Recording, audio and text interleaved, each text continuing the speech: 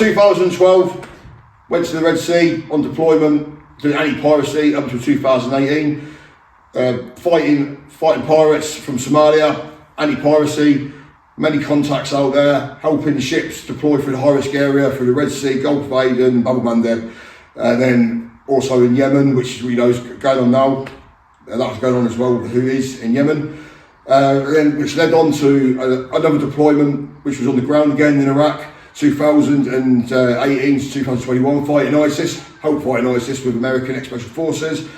They were demining IEDs, and I was there in security.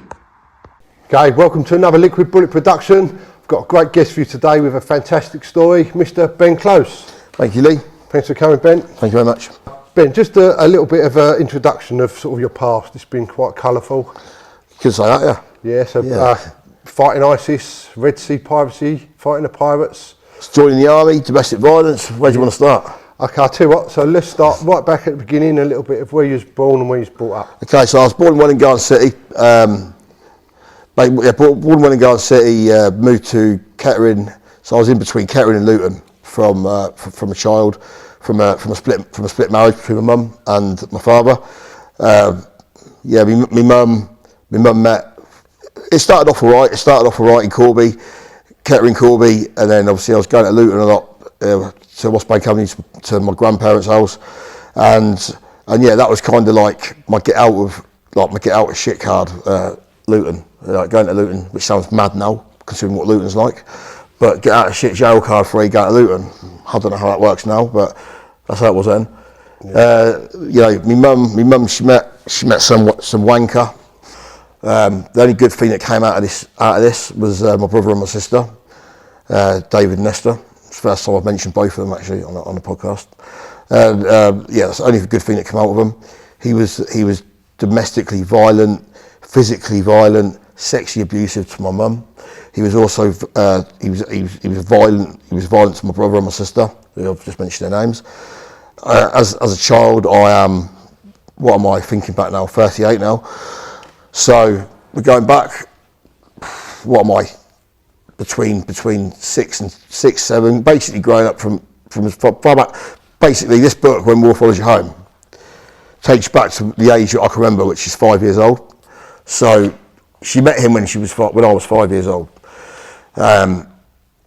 Which is where all the shit started beginning, everything looks good, and then obviously it turns out shit. So not everything, but in this person, Andrew Cowan, by the way, I've mentioned him before, I'll mention him again. You're a coward, mate, and we're going to go into it. We're going to have some fun, Andrew. Yeah, Nottingham, working as a counsellor in Nottingham now. Can you believe that? After being sexually abusive and violent to children and a woman. Can I, if you don't mind, can I just ask a little bit more depth that when you say sort of violent to you, what sort of things was you sort of up against? So as a child, I was up against watching this geezer physically beat my mum, watching him domestically abuse her, emotionally abuse her in her head, seeing my mum crying day-to-day basis, him breaking in the house, him also trying to reverse psychology to make it think like other people's fault by throwing himself down the stairs, jumping out the window, trying to call the police saying he'd been attacked by me at the age of when I was like 14 years old because I was protecting my mum. Sexual abuse, domestic abuse, violent abuse. It don't get much worse, does it? How was that affecting your sort of school life? School life was hard anyway because during school I am dyslexic anyway. I'm dyslexic, and to think that I've had this book published by Cassandra, Wealth of Publishing. I'll thank her for that.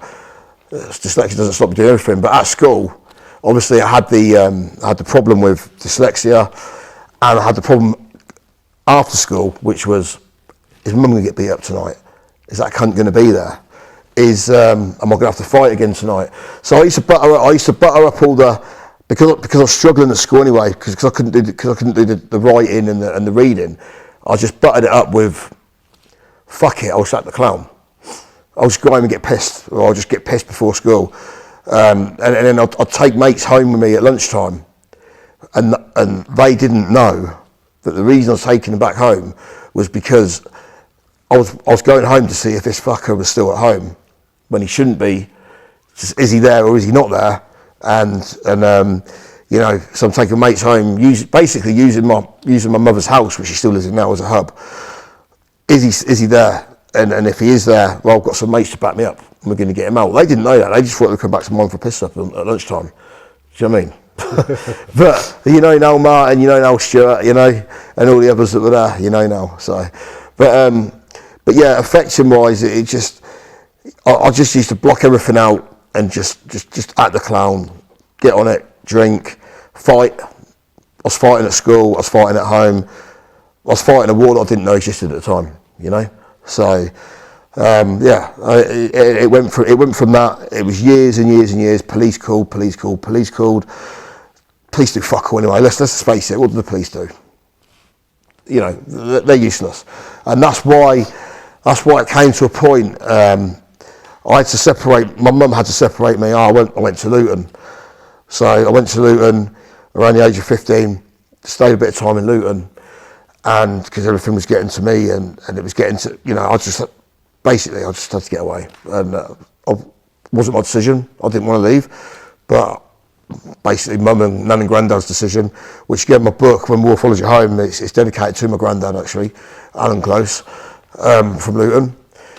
He whilst I was in Luton at this point, and rang me up, and he basically said, where's this fucker live? And he was Andrew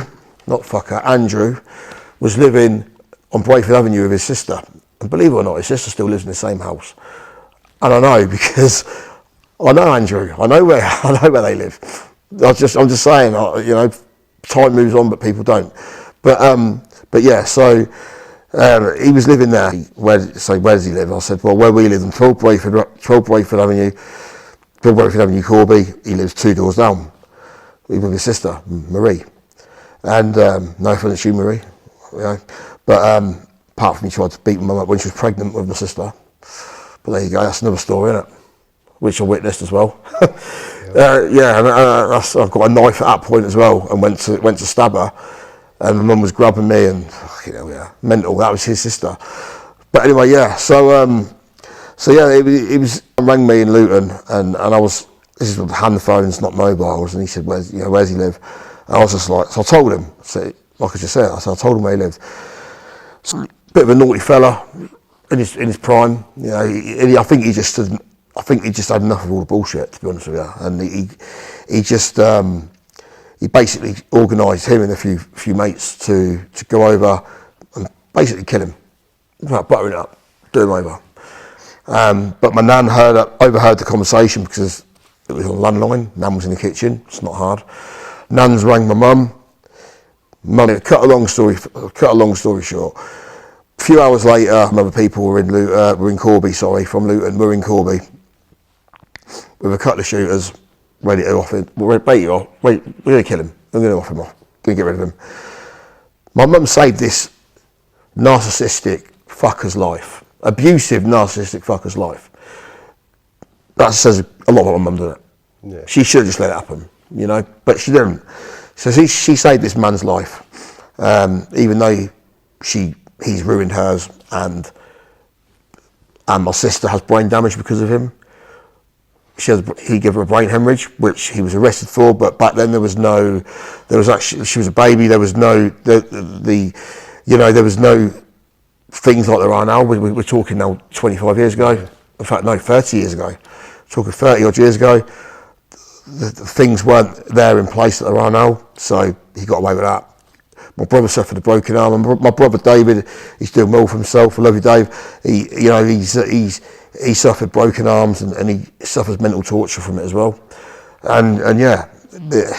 I personally don't get that with adults, like beating down on young kids. Like, kids can be naughty, but you know, a little shout, there's no need for that sort of. Do you know what? Look, I've got a 7-year-old son, and I love him with all my heart. He's got some anger issues. I don't know where he gets them from. but yeah, he likes a row. But no, you know what? And dogs as well. animals. I don't get people that can hurt animals and that can hurt children.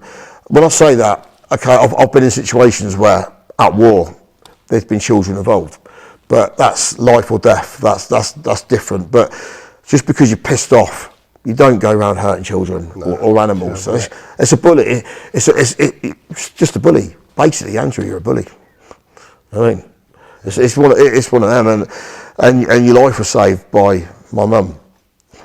So just a quick one. So going back to your childhood, I'm taking it was all sort of bad stuff. It weren't like nice days out. No, you know what? This is the mental thing. You know, it weren't all bad. There was, like, my nan and granddad would take me. Oh, I went to Florida twice. My dad's side of the family went to Florida twice. My mum's side, he used to take me on holiday as well. It weren't all bad. It wasn't all bad. Like just when that guy was involved. When this fucker was involved, and the minute he got involved, you know, the truth is, he was. The truth is, it weren't all bad. But when he was there, which was for a good, what are we talking, 10, 15 years. It was a long time. You know what I mean? From the age of, for me being 5 up to the age of 50. Okay, we'll go with 10 years. That's a long time, isn't it? Yeah. Yeah. So what sort of age? So that sort of took you up to the age of 15. So where did you go from here? When did you sort of did you start going off the rails then, or get interested into going to the army? Or I don't think I've ever been off the rails. I think I'm normal. But I'll let everyone else. I think everyone else is boring personally. But I think I'm a normal one. What's not normal about me? You know. But no. To be fair, you know, like I was going to school, fighting at school, drinking at school. I mean, is that not normal? I mean, it was a little bit more normal back in the day, wasn't it? yeah, people are boring now. That's what it is, isn't it? Like, too many rules now. But no, like I was, you know, I don't know. It just got to the point where I was always fighting as a kid. But every kid's got something to prove, haven't they? Yeah. Unfortunately, in life. But now, obviously, I was a short. I mean, I'm short now, but I was fat then. I was a short, fat kid. With shit going at home, so I had to make with dyslexia. So I couldn't write, spell, couldn't run because I was fucking fat. I wanted to join the army. That was going to be hard because I was fucking chubby. So I looked like a fat lesbian, to be fair, right? Fuck, you know. So So at that age, was you already sort of interested in going? So no, yeah, with the army side of it. What sort of inspired that? Well, I've got a generation from the army going back until up from past World War I.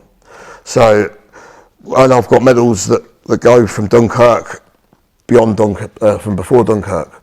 So everyone's served, and believe from the close side of the family, people have served in every single conflict and not lost their life. Touch wood. Elliot, don't join the army. That's my youngest son. Don't join the army. Because rule like statistics there to be fucking me, and they, but like no, there's so I'd always had that in me. I joined the army cadets at the age of 12 to get some structure where all the other shit was going on anyway. Met a very good friend, Mike Boyle, ex-parachute regiment. He's a good friend of mine up till today. I'd like to thank you, Mike, actually, top man, Mike Boyle. But yeah, so going off the rails, I think I was just trying to get out of my head, not live reality, not live the reality of bullshit. But like you say about the army, join the army cadets, soldiers going back through the bloodstream.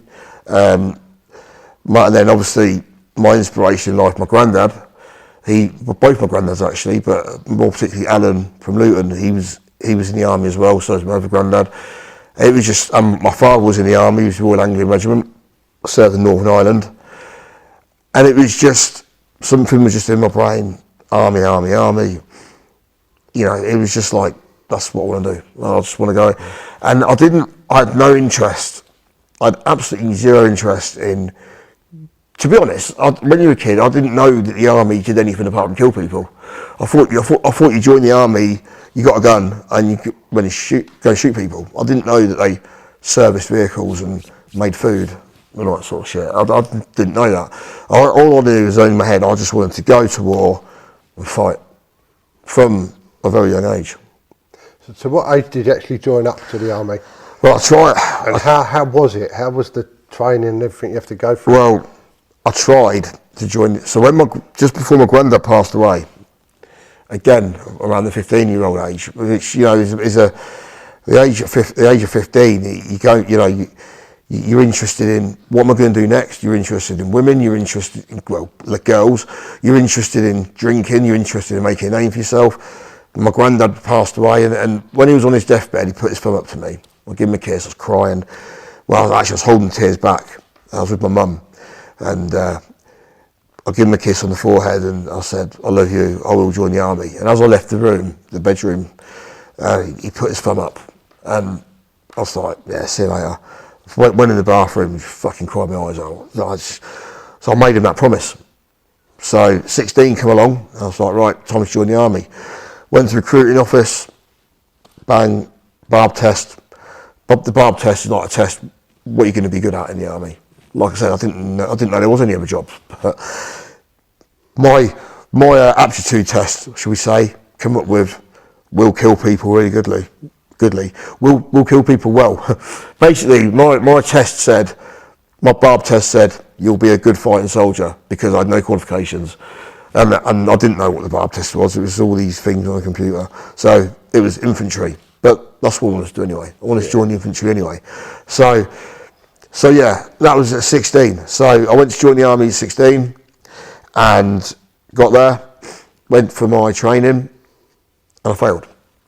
On the first day, I was like an hour in, because I had a fucking inhaler at the age of, I don't know, 6, something like that, for a chest infection.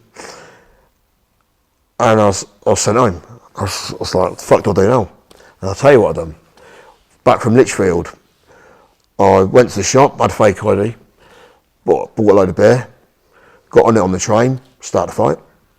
Fucking, like, I was just like, fuck this. I've got no other aspiration in life.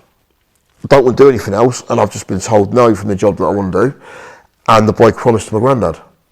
It doesn't get much worse, does it? I felt like a fucking loser at the age of 16. And so, yeah, I was just basically when I had one. And that's where all the other fun begins. Let's go into a little bit of that. Yeah, let's do that. So I went and did a public service course in Kettering, and yeah, it bored me, to be honest. I spent most of my time at the Piper pub, which is across the road in Tresham College, in the afternoon, just getting smashed.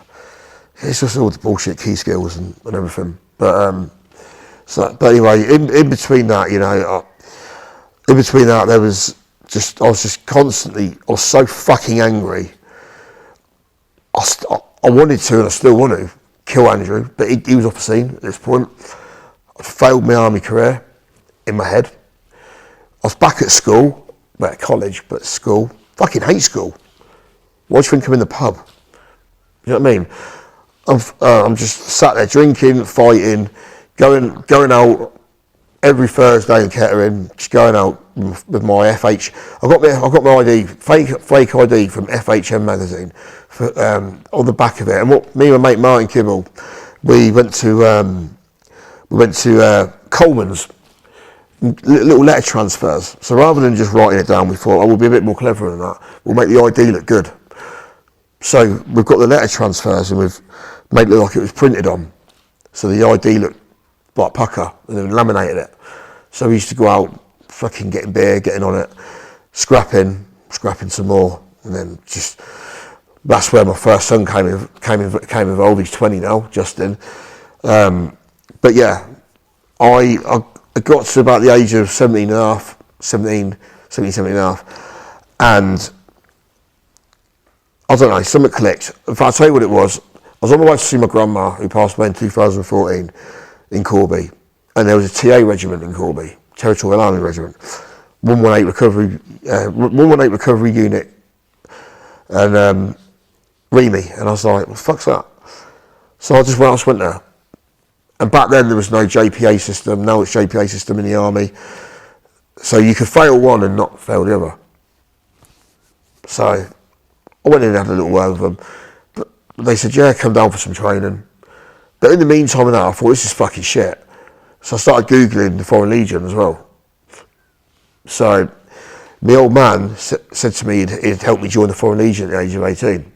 So I thought, yeah, fuck it. Mum was well impressed with that. You know what I mean? Mum, I'm going to join the Foreign Legion at 18. Isn't the French Foreign Legion? So I always hear sort of bad reports about it. Is that real, or is that sort of? I haven't served with the Foreign Legion, but I mean, it was basically criminals and fucking wrong ones go there just to fight people, basically. Yeah. But it was the military. It was something that I wanted to do that I couldn't do in England. So I just thought, fuck it, I'll do that. At the age of 18, I'll go to Marseille and join the Foreign Legion. In between that was the TA, past the TA, REME. That's when I realised the army wasn't what I thought, but there was other aspects to the army. This was the REME, Royal Electrical Mechanical Engineers. Nothing against them. They do a great job, fantastic soldiers. But I didn't want to be pulling vehicles out of the fucking dirt. I wanted to be in the dirt with a rifle shooting people. Or, there was no two ways about it. I wanted to be fighting. So in between that, the Foreign Legion thing was going on. That took me up to the age of 18. And I got a letter. As I was going through the process of speaking to the Foreign Legion, obviously you have to be 18 to join the Foreign Legion, I had a letter through from the appeal, an appeal saying I could go to Frimley Park Hospital to retry for the army. So I put the Foreign Legion on hold. I was still in the TA. I went back to Frimley Park Hospital, went on some bullshit running machine, fucking oxygen mask on me, and passed it straight away. So they were like, okay, you can join the army. So I went back to the careers office, see my recruiting sergeant, and it was a case of, let's get you back onto Lichfield, which is where I failed in 2016. Went back there, pretty nervous to be honest with you, because I'd already failed once. They not want me, like maybe they're going to find something else wrong. But no, smashed it out, got through, joined the regiment that I chose to join, which was the Coldstream Guards. And from there, that was when I was 18, and I went for my training on the 13th of October 2003. Can I just ask you now about your training? So obviously you're going through your sort of childhood, sort of bad upbringing and stuff, and sort of no sort of discipline there for you. Yeah. So how hard was it for you once you hit the sort of regimental style of a military? You know something, I'm glad you asked that, Lee. See this book, I'll keep bringing it up, When War Follows You Home. This actually goes into, in depth, the training of an infantry soldier. When War Follows You Home, it goes into the complete training. One of the chapters in here goes into the full 6 months training breakdown of what I went through. Yeah. But I wanted to be tested at the age of 18. I wanted to join one of the hardest regiments. I wanted to be tested. I had no problem with the sergeants beating me up. Fuck, like it was just like harder the better, and so we joined up. I thought I knew what to expect because I'd done the TA, but it was completely fucking different. In fact, joining the TA, no disrespect to the TA or the reserves now, but it actually put me back a pace, because I picked up some very, very bad habits whilst training for the REME, and then trying to join the Coldstream Guards. Joining the Coldstream Guards in training put me back a lot. So where I thought I was ahead of everyone, I was, but with bad habits, which got me a few digs. Right. But that was fine. That was fine. You live on you live on your toes. But the training was hard. 6 months worth of training. You start off as nothing. They beat you down to nothing. They build you back up the way they want you. No drink for 6 weeks. 4 weeks, sorry. The first 4 weeks, no drink. Then we had a Parents' Day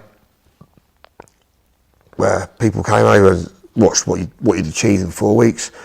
Went out on the piss that night. I've been on the piss ever since, actually. But no. To be fair, went out on the piss. After them 6 weeks was the first time you could have a weekend off, and I loved it. It was just I just felt like, even though I was 6 weeks into 6 months, loads can go wrong. You can still fail, but I just had it in my head, and every time things got hard, like bayonet training for a start. Well, let's go with bayonet training.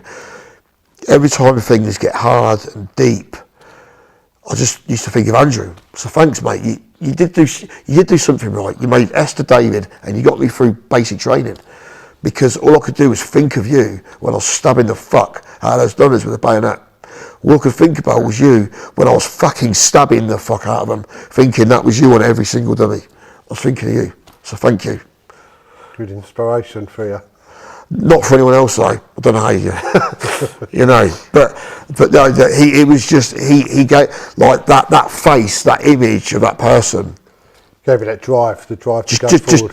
when I felt like I couldn't do any more, that anger turned in. Yeah, that anger, that I'm going to get through it, and that face, it was just like, I'm going to do this. I'm going to do it, and it got me through. How was the side of it, like mentally for you in the army, with like how hard they go on you and stuff, or having to behave and be strict by their rules? Yeah, quite hard. I got myself in a few dramas in the army. I mean, obviously, basic training. It was basic training. I was happy to take rules. I was happy to be digged. Be happy to be called a cunt. I was happy with that because it's basic training. That's what I expected. After the basic training, and you go into we'll call it a corporised environment, because that's what it is, the army. It gets different because there's a structure, a big rank structure, which there always is in training, but it stops at a certain level. But see, when you're in the battalion, it doesn't stop. You join as a crow, conscript recruit of war, that's what they call them. Just a broke down term, crow bag. You basically have to prove yourself to get anywhere. Now, the only way I can prove myself, because I'm 5'7", or I'm built well. I wasn't always, but I am now. I wasn't always bad built, but I've always had it inside me to fight. So, and I can drink a lot. So, the way for me to make a good name for myself was just to drink and kick fuck out of people, which I was good at anyway from a young age. So it kind of worked. You know, it just kind of fell into place, but got me into trouble later on down life. A lot of trouble later on down in life. But with what you ask about how was it in terms of taking orders, like, you know, the structure and discipline. I like the discipline. I just didn't like the bullshit. Yeah. The bullshit fucked me off. But bullshit baffles brains as well, and it baffled my brain, and it made me angry. But I was already angry anyway, so Yeah. you know. But obviously, through all of that, I was very lucky. In my head, I was lucky because during the basic training, we had. I was told that I was going to Iraq straight after basic training. Oh, blimey. So I was 18 years old, going through basic training. So within 2 years of failing the army, joining the TA. So joining the army, now being told I'm going to Iraq. I was like, fucking, what winner? How did that feel when you first got told you was actually going Christmas to war? Day, as a 3-year-old. Thought Santa No would come. fear kicked in? Or? Oh, mate. When they said to me, your battalion's going to be deploying to Iraq, I was, you know, some people might have turned around and gone, fuck this, I'm off. You know, basic training. Could have made an excuse, could have faked an injury. That gave me more inspiration to pass. I couldn't wait to go to Iraq. I just could not fucking wait to go to Iraq. I'm going to war. It's like, that's what I joined up for. Don't threaten me with a good time. You know what I mean? It's like, let's go, let's get this. I couldn't wait to go. There was no fear. There was no. I didn't give a fuck. I just wanted to go and do what I knew I was going to be good at. How did it actually take you to war? I was late. I went late. I had a course on, and I had some problems within my family. But yeah, predominantly I was on a course, and so I went. I was 2 weeks late to go to Iraq to join the battalion in Basra, And a few days before that, one of the guys got blown up and died, which was mental. And yeah, God bless his soul. And yeah, but even that, you know, I had to help pack his MFO box, a big box full of his belongings. So I had to help. And that was someone you knew on your. Yeah, I boxed with him. Yeah, I boxed with him as well. Yeah, Wakey, his name. We called him Wakey. Yeah, rest in peace, mate. Yeah, basically got blew up in Alamara. Yeah, it was about 3 or 4 days before I was due to go, so I had to help pack his box. Obviously, send off to his, you know, next of kin or whatever. But it didn't deter me. It was just like, I'm going. I actually deployed to Iraq in green kit, not deserts. All my deserts have been took to Iraq. So I went to Bryce Norton in green, in basic green kit, and it's just like I had to do the package in my green kit, and it was fucking hot. It was a summer. It was like, yeah, it was ridiculous heat, ridiculous kit. Went from that on to my location, which was Basra, Chateau Arab Hotel. Got into routine. And that's where more fun begins.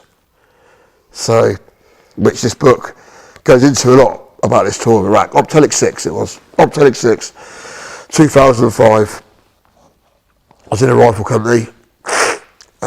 We were doing night patrols, day patrols, guard duty, quick reaction force. Obviously, shit kicks off, you go out, you fucking deal with it. And yeah, we basically just carried on routine it, which is where a lot of my incidents happened in Iraq.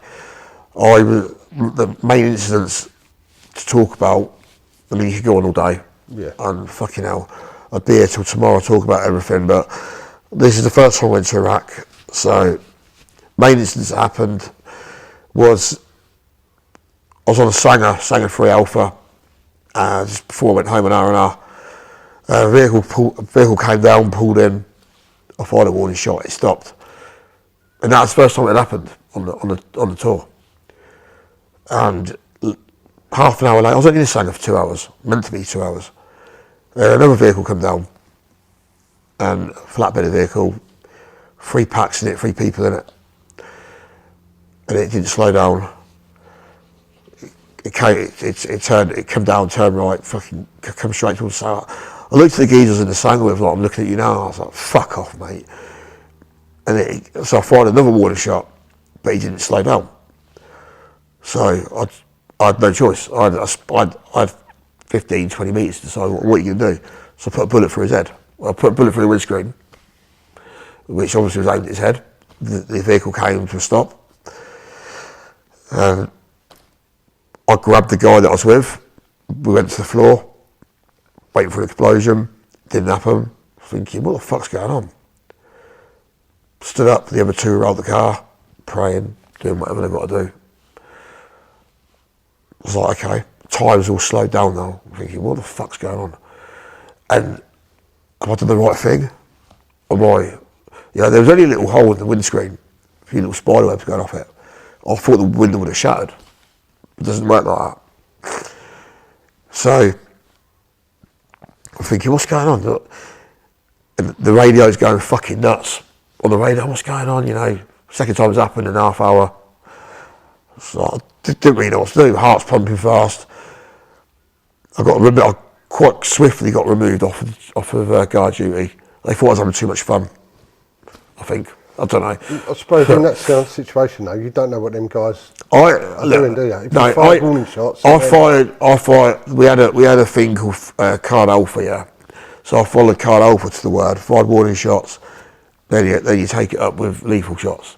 That was well within my legal limits to do that.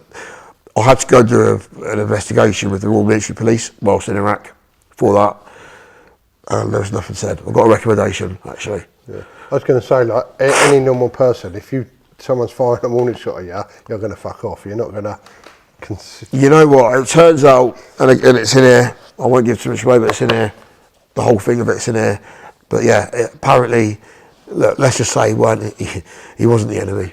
He was allegedly a news reporter. But then why not stop? take notice of your warning shots. Fire. There's a thing at the front of the gates. There wasn't a gate, sorry. There is now. There was, sorry. Funny, I say there is now. It doesn't exist anymore. The hotel still exists. After I'd done that, they built a gate and everything else after that to stop all this happening again.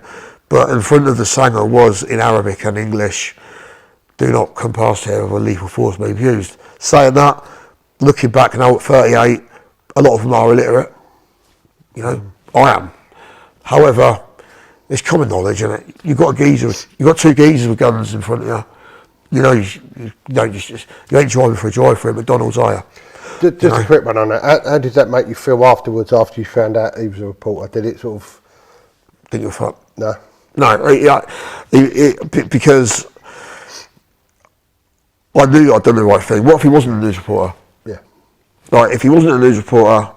It could have been end of for yourself. Myself, my friends, my colleagues.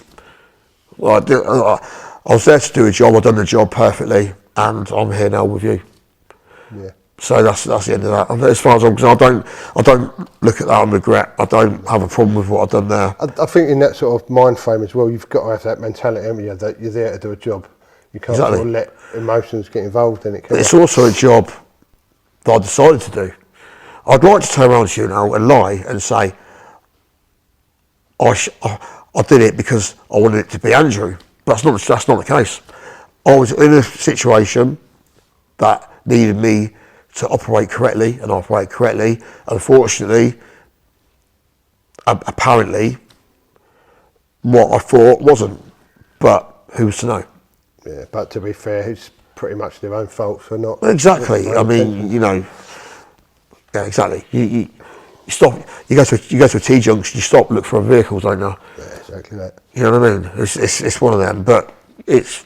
Yeah, that happened. There's loads more instances in the book that people can read and find out about Iraq. But that was obviously a big aspect of it. And no, I don't feel bad. And it didn't affect me. What affected me straight after it happened was obviously when the adrenaline leaves your body. Am I going to get in the shit or not? But I didn't. So that case is closed.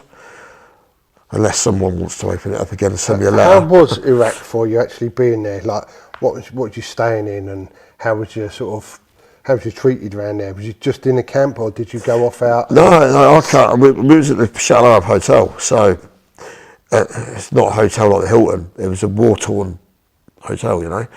But we was on. So you go on 4-day patrols. So you have designated areas to go visit, Sunni Shiite areas. Basically, it was counter-insurgency, is what it was in 2005.